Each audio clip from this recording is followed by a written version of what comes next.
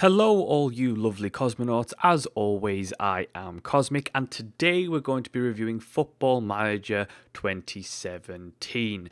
Now, if you know me, you know I am a huge football fan, and in particular, I support Arsenal, which no doubt means that many of you hate me. I'm definitely one of those football fans who sits down to watch a football match on a Saturday or a Sunday and instantly knows better than the manager themselves, even if they've been doing it for 30 years. So Football Manager has always allowed me to prove that I know better than the real life managers and automatically do better than they do in real life. So that's fun for me and fun for thousands of other players of the game. Now, for me, Football Manager has been a great series. Every single game has improved in some respect. 2016 was a fantastic game. I thought there was very few flaws with 2016. And when you come into 2017, there's no major changes, and it took me a while to realise what the changes were and how the game has been improved, and it has been improved for the most part. It's instantly recognisable, it looks the exact same, there's no major user interface changes, it feels like Football Manager 2016 in almost every aspect. However, it's more of an evolved form of that game, and what I mean by that is it's literally an array of small upgrades here and there that combine together to provide a better football simulation experience. One of the biggest things I noticed was the fact that the game has become even more of a time eater. This is because of the fact that instead of just basically setting your team tactics and setting the way you want them to play pre-season and then letting them do it and only having to intervene with major incidents such as injury or transfers, the game now requires you to be more hands-on in nearly every aspect. So you're talking about on a game-by-game basis. So things happen, tactics need changing, you need to read the opposition, read the stats, and there's a whole lot more stats on offer in this year's version. There's now a lot more benefit from making sure that you're a hands-on type of manager rather than just setting your tactics pre-season and letting them go to it. There's much more benefits to it, so it will directly affect in a more meaningful way how the game turns out. And you're talking not only pre-match and post-match, but you're also talking during the match. Making tactical changes during the match is much more meaningful in 2017. For me personally, I really like the changes that they've made to the stats to make the game more hands-on. It keeps you involved, it keeps you immersed in the football management simulation, and it then becomes even more of a time eater than before. And I'm talking, I sat down the other night to play half an hour and I looked at the time and 4.5 hours had passed with an angry wife staring at me. There's so much more stats on offer that really help you refine how you want your team makeup to be, making player decisions, making first team decisions, and all that information helps you and ultimately makes the game a better simulation game. That being said, Football Manager does still have a few problems here and there. First being the press. Now, I like the press and I don't like the press in the game. I like doing the press conferences, they're fun, it's part of being a football manager, but there seems to be a algorithm in there that sometimes the press don't really listen to what you say and just make up their own stories, which frankly is pretty true to life in that respect because the press like to do that.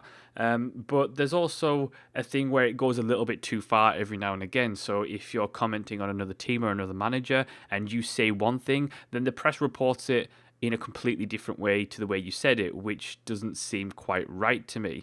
I don't mind them making up, rumors and things like that because that's what the tabloids do in real life, but there just seems to be something a little bit off with the algorithm in that respect. The second major problem is the fact that a couple of the in-game events to do with your team, such as player mutinies, they're often really hard to kind of avoid.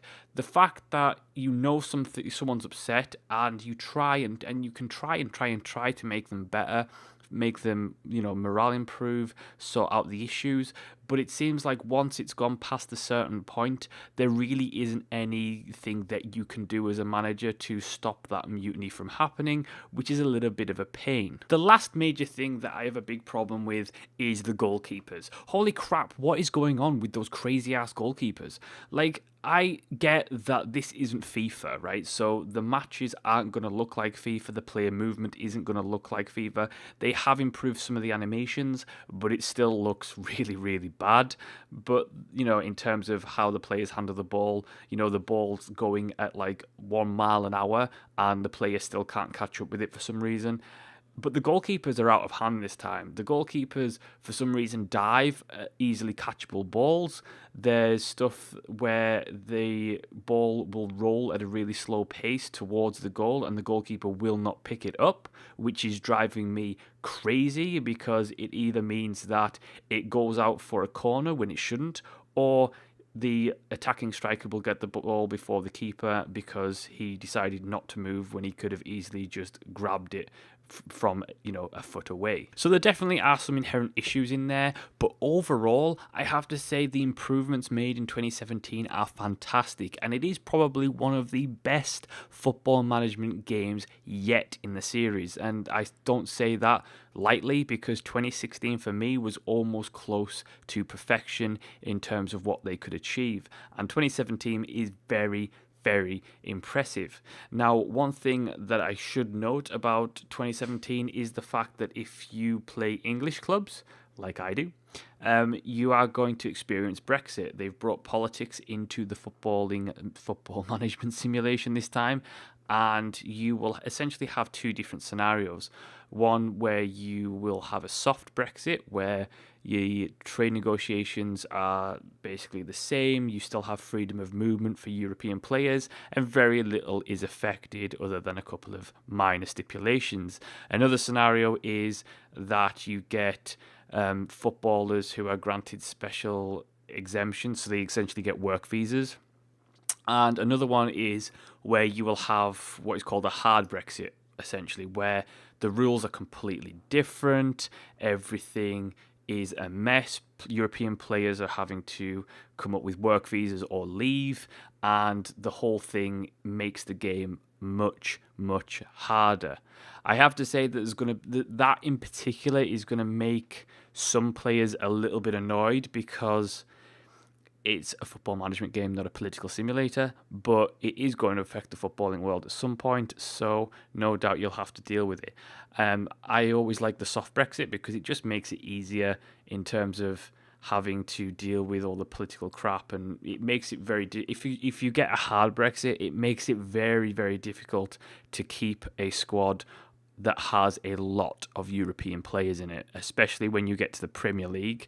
If you're playing someone like Arsenal or Manchester United or someone like that, and you have a lot of European players, it can make life very difficult. So for me, it is a fantastic football management game. It is one of the best in the series. I highly recommend it for people who are skeptical about it in terms of, well, I've played 2016, I'm not sure if I want to upgrade 2017. It is well worth it. The changes made are going to be very satisfying, and you might not even notice them at first, but once you get into the season, you'll notice things differently and you'll appreciate the small changes made.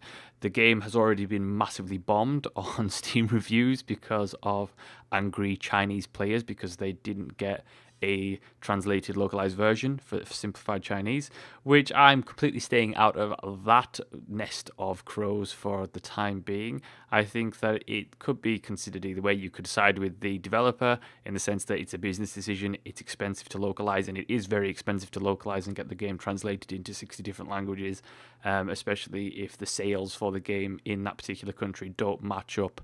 And you also have the issue of a lot of translation firms, they own the rights to that translation. So you may pay them to translate your game, but they still own the rights to that. So they get paid on top of as well. But then, of course, you have all the loyal fans who've played the game for many years, and they want their game, and they want their game in their language, because why should they have to read someone else's language?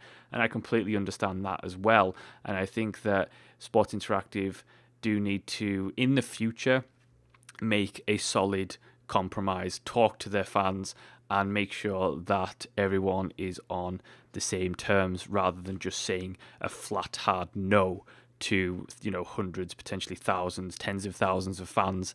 That's just not really acceptable. For the time being, though, Sega, the publisher, has stepped in and said that they will be localizing the game and providing the translations for the Chinese fans.